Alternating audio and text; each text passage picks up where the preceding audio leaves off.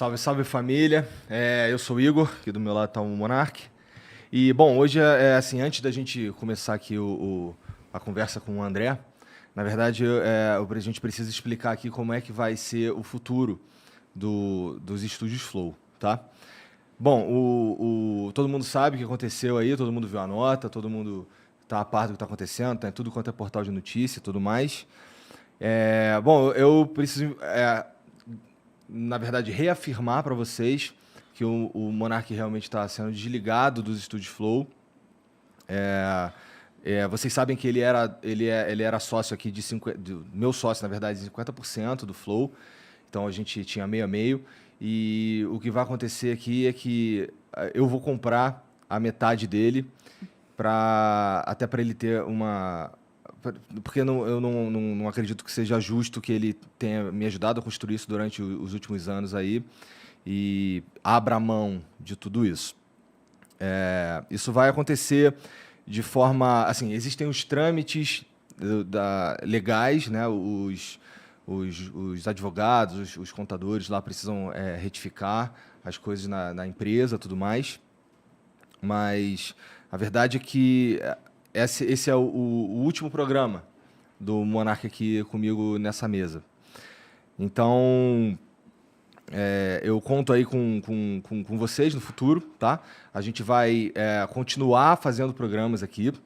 Os programas aqui da casa vão continuar também, até porque essa é uma decisão que foi tomada em conjunto com o Monark, porque a gente precisa... Existem muitas outras coisas que existem diretamente mais de 80 pessoas dependem aqui do Flow, sem contar ação social, sem contar novos projetos, nada disso.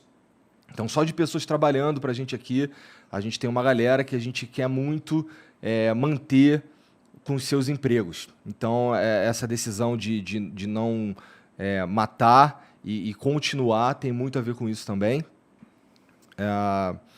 E foi uma coisa que a gente meio que decidiu, a gente percebeu o que se tornou tudo isso, a gente entendeu a gravidade do problema, a gente realmente se incomodou com o problema, tá? E decidimos aí desligar o Monark para que as pessoas que trabalham aqui não sofram com isso, os outros programas da casa também não sofram com isso. Então, vai continuar, tá bom? E como diz lá na nota, o Monark realmente não faz parte aqui, não vai mais fazer parte, não vai mais fazer um programa aqui nos estúdios Flow e não vai também fazer parte do quadro societário, tá bom? Tu quer adicionar alguma coisa, Monarcão? Não, é isso.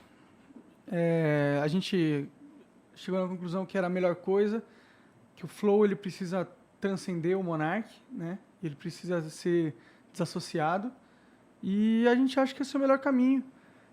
Eu, claro, vou ter minhas paradas, eu vou continuar produzindo no meu canto ali. A gente vai ter um acordo aí Um ressarcimento, compra, tudo mais. Tal. Mas é isso, galera. Infelizmente eu errei como a forma que eu comuniquei e muita gente entendeu como se eu estivesse defendendo algo que eu sou totalmente contra, novamente. Então, eu acho que é melhor eu assumir essa minha culpa e é isso que está acontecendo, né? Bom, e para falar também sobre esse assunto que gerou tudo isso que está acontecendo, a gente tem aqui o professor André Leist, que foi muito gente boa, veio trocar ideia com a gente também. Muito obrigado, cara, por vir aí trocar essa ideia com a gente. Obrigado a vocês. Queria estar falando com você em circunstâncias mais felizes. Eu também. Pois é. Mas, vamos lá. Esse teu livro aí sobre... Você trouxe um livro do Martin Gilbert. Eu trouxe um dos livros mais importantes da história do Holocausto. É uma história dos judeus da Europa, mas, assim, antes de mais nada, eu queria dizer que o nazismo não perseguiu só judeus. O Holocausto e a especificidade dele aconteceu com os judeus. câmaras de gás, 1,5 milhão de mortos de crianças e tudo mais. É o que o Museu do Holocausto em Jerusalém fala, da especificidade dessa perseguição com os judeus. Mas o nazismo perseguiu negros, perseguiu ciganos, perseguiu deficientes, perseguiu gays, homossexuais. E eu acho que, humildemente, eu me coloco aqui também representando essas populações, não só como judeu, porque eu acho que a gente não pode normalizar o mal. E o mundo não é uma utopia de palavras que vão ser apenas escutadas. O mundo é feito de palavras e ações e reações. E o mundo foi, até pouco tempo atrás, um lugar muito ruim para muitas pessoas. E eu acho que o que a gente está vivendo hoje em dia com a modernidade, com a educação, com o acesso à informação e à ciência e à história, é que a gente pode construir um mundo melhor. E a gente precisa ter essas responsabilidades, que é escrever, contar, ensinar. E por isso eu trouxe esse livro, é um calhamaço de mais de 1000 páginas. É um livro que conta a história do Holocausto. Ele é comentado por várias autoridades do assunto. Talvez um dos livros mais importantes. É um livro para vocês. É um livro para os ouvintes, para os espectadores, se quiserem comprar, está em português. Mas é um livro que acho que abre essa conversa. Tá.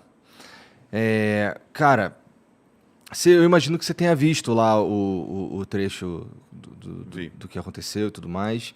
O que você tem para falar sobre aquilo? Eu vou, para falar sobre isso, fazer uma breve leitura de um comentário. Tá. Na verdade, de um comentário não. Na verdade, tem um texto que chama O Paradoxo da Intolerância, que ele aparece na obra A Sociedade Aberta e Seus Inimigos, do livro do Karl Popper. Ele fala sobre a crítica extensamente às ideias filosóficas que deram origem na opinião do autor aos movimentos totalitários do século XX. Todo o livro é uma defesa da sociedade aberta e pluralista, da racionalidade e do falibilismo. Ele fala, eu não vou ler o texto inteiro, ele fala assim: devemos, pois, reservar o direito, em nome da tolerância, de não tolerar os intolerantes. Devemos afirmar que qualquer movimento que prega a intolerância está fora da lei e considerar criminoso o incitamento à intolerância e perseguição, da mesma forma que é criminoso o incitamento ao homicídio, ao rapto e ao reavivar da escravatura. Em resumo, a tolerância ilimitada levará ao desaparecimento da tolerância. O que eu quero dizer com isso? A República de Weimar, que foi o governo alemão antes da subida de Hitler no poder, ele acreditava nessa inclusão de várias ideias e, com isso, o Partido Nazista concorreu democraticamente às eleições na Alemanha e venceu. E o primeiro ato deles foi acabar com toda a sociedade civil alemã, com todas as instituições democráticas e perpetuar o que eles perpetuaram na Segunda Guerra Mundial, com 50 milhões de mortos, com 6 milhões de judeus, com diversos centenas de milhares de várias outras minorias. Essa abertura que eles deram em nome desse debate de ideias, o outro lado não entende esse debate de ideias. O outro lado não está interessado em debater ideias, o outro lado está interessado em tomar o poder com golpe e impor a sua vontade, que no caso do nazismo especificamente, é voltado a uma ideologia radical, extremista, genocida, baseada em raça. Não só em raça, mas na ideia de um ser humano geneticamente melhor que o outro. Já foi provado pela ciência que isso não existe. E para que a humanidade possa, entre aspas, sobreviver, como diz no livro Sapiens, de Yuval Harari, o escritor israelense premiado, eles acreditavam que eles estavam fazendo um bem para o mundo, o nazista. E eles mataram pessoas que, independentemente da idade ou do sexo, eles acreditavam que eram seres inferiores. Esse tipo de debate, dentro de uma sociedade democrática, ele não pode ser permitido, porque você não tem como debater com aquele que, se subir no poder, vai matar você. Isso está fora do campo democrático das ideias. É como você colocar um partido que é uma organização criminosa, como o PCC, ou você colocar, ou como a gente imaginar agora, grupos terroristas concorrendo a eleições nos países que eles estão se alojando no Oriente Médio. Isso é ruim para a sociedade, é ruim para a humanidade e ruim para o futuro do mundo. E acho que no mundo que nós vivemos hoje em dia, com a polarização política, com um ano de eleição no Brasil, com crises humanitárias acontecendo pelo mundo, onde a gente está vendo cada vez mais o aumento do radicalismo, do preconceito, e eu acho que a gente não tem que normalizar isso. E não é só sobre o nazismo, né? Quando a gente escuta frases assim em diversos lugares da sociedade que tem uma voz que influenciam pessoas contra gays, contra negros, contra qualquer outra minoria que seja, a gente precisa consertar isso. Precisa haver redenção, precisa haver pedido de desculpas, retratações.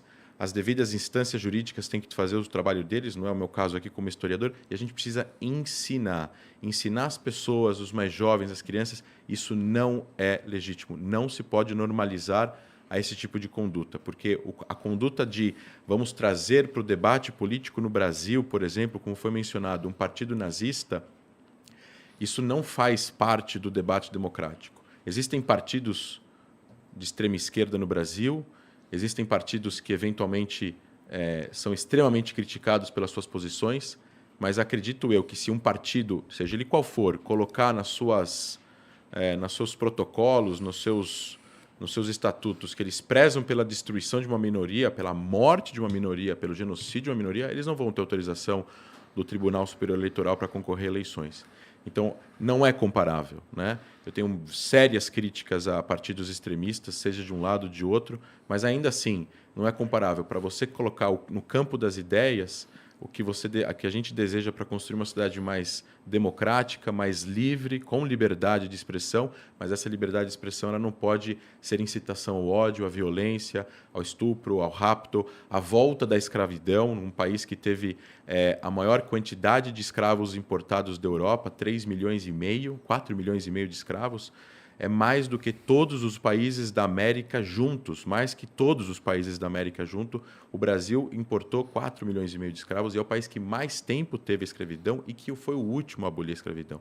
A gente não pode normalizar com isso. A gente precisa educar as pessoas, combater esse tipo de o discurso que tenta normalizar. Não é ok, vamos trazer isso para o debate. Não, isso não é ok, não faz parte do debate. O debate, se a gente abre o debate, como ele falou no final, se a gente abre o debate ilimitado para a tolerância, a gente acaba com a tolerância, a gente acaba com a coexistência, a gente acaba fazendo com que essas pessoas intolerantes possam vir a dominar o poder, e aí a gente vai acabar com a liberdade total que as pessoas têm. É que eu não sei muito o que falar nessa situação, porque eu não sou a favor de nada disso, né? Do nazismo e tal, essa parada, né? E eu peço desculpa, porque do jeito que eu falei lá, dá pra entender essa porra, né? Então eu não sei muito o que falar. Eu sempre tratei todo mundo muito bem, eu nunca fui de nenhum grupo que tenha qualquer associação a esse tipo de coisa, então... Bom, isso, eu né? acho que o ponto aqui passa mais pelo lance da conscientizar que qualquer tipo de não é... Qual palavra eu vou usar? Qualquer tipo de, talvez, menção ao nazismo, ela traz coisas muito carregadas. Essa palavra é uma palavra que tem um significado muito pesado para a humanidade. Exato. Né? Então, realmente, trazer esse tipo de pensamento pro debate político... Como se fosse algo legítimo. Como se fosse algo legítimo, algo que é uma mera oposição de ideias, não faz sentido. Exato.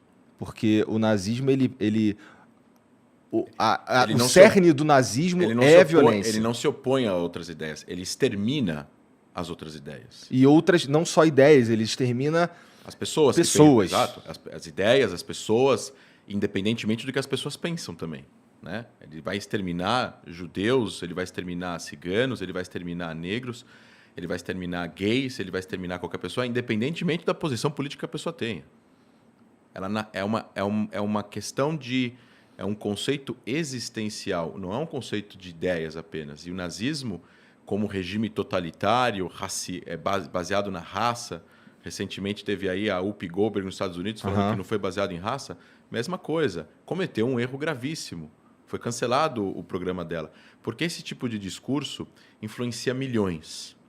E é uma coisa, né, que a gente está vivendo no século XXI, com a internet, com a expansão da comunicação de jovens para jovens e comunicação não formal também. E o trabalho ele é pedagógico, então assim, a gente tem que assumir a responsabilidade que nós temos, eu como influenciador, vocês como influenciadores, devido às proporções de que o que a gente está falando, as pessoas estão escutando. E se as pessoas começam a escutar isso demais, a gente está vendo no Brasil o crescimento de 270% de atos neonazistas nos últimos 3 anos no Brasil. Porque os discursos de pessoas, de líderes, de políticos, sejam eles influenciadores ou não, de vários partidos, não importa agora, vamos citar nomes, eles vão influenciar pessoas e essas pessoas vão... Esse tipo de discurso, ele cava, parece que ele encoraja, ele traz uma certa coragem, né, para as pessoas tirarem de dentro delas ideias que são completamente absurdas, totalitárias, radicais e perigosas para uma sociedade que quer viver em paz e harmonia. O debate de ideias se dá no parlamento, o debate de ideias amigáveis se dá num bar, na sexta-feira à noite, o debate de ideias se dá em casa com amigos ou com a família, mas o debate de ideias na qual a gente está incluindo aqui algo que foi extremamente, talvez tenha sido a pior catástrofe da história da humanidade, que foi a ascensão do nazismo. Tem um seriado que chama The Man in the High Castle na Amazon, que é O Homem no Castelo Alto, que conta a história hipotética como seria o mundo se o nazismo tivesse vencido a Segunda Guerra Mundial.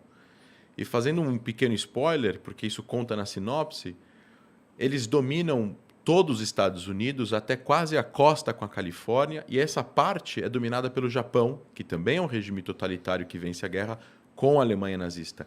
E o mundo inteiro é considerado um lugar dominado pela Alemanha. Hitler estava vivo na série. E é visivelmente claro que isso não era uma opção. Porque isso prejudicou, depois que eles vencem nessa hipotética história, a vida de centenas de milhões de pessoas, de bilhões de pessoas que tiveram suas liberdades totalmente retiradas por causa da vitória hipotética do nazismo na Segunda Guerra Mundial. Então, o debate de ideias tem que estar de como a gente tem que discutir como a sociedade tem que ser criada, e aí você tem debates conservadores, progressistas, liberais, economia, etc., etc., mas tudo isso dentro de uma ideia que preze pelo respeito ao próximo, pelo respeito às pessoas, pelas minorias, pelo direito das pessoas de viverem e de voltarem para suas casas, pelas suas condições raciais ou religiosas ou étnicas não serem em nenhum momento mencionadas só porque elas pensam A, B ou C. Então não é ok uma pessoa não gostar de um judeu e poder falar isso. Não é ok uma pessoa não gostar de um gay e falar isso de forma aberta, porque isso é um preconceito com a existência daquela pessoa. E ela não vai mudar aquilo. Ela nasceu assim, ela é assim, ela vai morrer assim. E isso não é ok. Debater ideias de como construir uma sociedade mais justa, mais rica, falar de economia é uma coisa. Preconceito com pessoas pela sua existência, seja ela como for, não é ok, na minha opinião.